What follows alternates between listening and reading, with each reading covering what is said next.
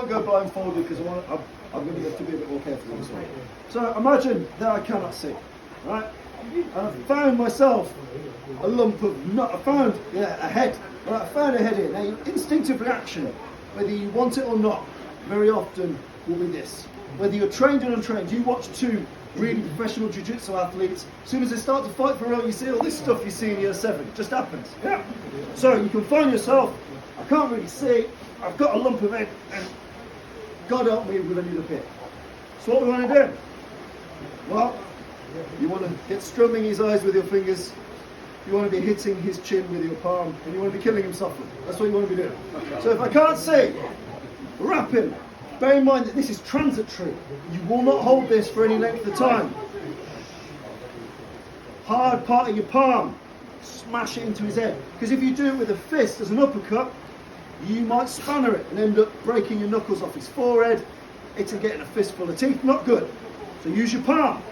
Bang, just palm cut that guy. Boom, boom. And put effort into it, put hips into it, don't just be slapping. Boom, boom. You know, if you get more space, boom, whatever you're going to do. So uppercuts here. If he starts to misbehave, because you can feel you've got hold of his head, so you know where his eyes are. You can find his nose, you can find his eyes. Holding a lump of his head, getting those thumbs into that eye, nice and easy.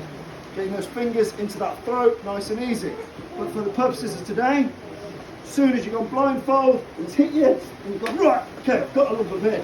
Get used to palm uppercuts, boom, boom, boom. The adults amongst you might want to experiment with things like gouges, but for younger people, palm uppercuts. As you start to make a bit of space, make a bit of room, then you can really start to apply a bit more violence into the shot. But at no point do I want to end up out of contact with Craig, because he will move and return fire. Does this make sense? So even though it's not the best combative position to be in, I've got it. It happens. Make sure he leaves this with concussion. These palm uppercuts, boom, boom, boom. If his head starts to pop up a bit, you can feel that. Boom, boom. Does this make sense? So if you're the person in the headlock, squirrel about a bit, move a bit. So I have to get used to, what can I do here? As an adult, I'm at liberty to gouge his eye. Pull him, I know exactly where everything is. Because I've got his neck, I know his eyes are here, I know his neck is here. Boom! If you're a proponent of Steve Lowe karate, boom! Just hit him in the throat, whatever you want to do. Make sure, as soon as you've got that tactile sensitivity on him, don't waste it. So if you're here, strikes, strikes, strikes. If he pops up, strikes, strikes. If it's a real high-risk scenario, throat, eyes, whatever you want to do. Make sense? Do it.